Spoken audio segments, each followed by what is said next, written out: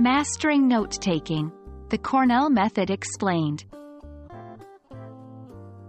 Hello everyone. Today we're going to dive deep into a very effective note-taking technique, the Cornell Method. This strategy is especially useful when you're trying to improve your English listening comprehension by taking notes. Ready to upgrade your listening skills? Let's get started. The Cornell Method is a note-taking system that helps organize notes effectively and improve your recall. It was developed by Walter Pock at Cornell University, hence its name.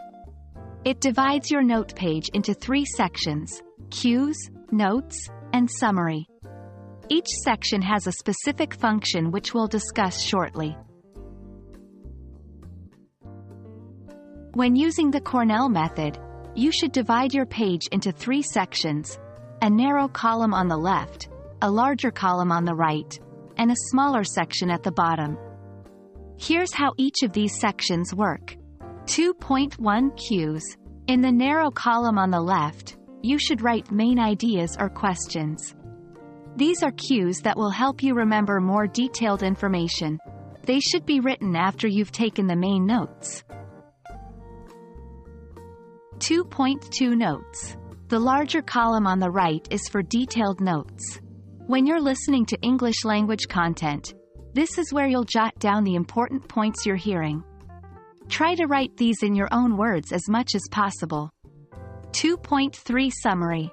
The smaller section at the bottom is for a brief summary. After the listening session, you should summarize the main points of the content in this section. This helps consolidate your understanding and makes it easier to review later. In order to master the Cornell Method, practice is key. Try using it next time you're listening to a podcast, a lecture, or even a movie. Remember, the goal is to capture the main ideas and details first, then formulate questions or cues, and finally summarize what you've learned. And there you have it, the Cornell Method in a nutshell. It's a simple yet powerful tool for enhancing your English listening comprehension and note-taking skills. The more you use it, the more effective it will become.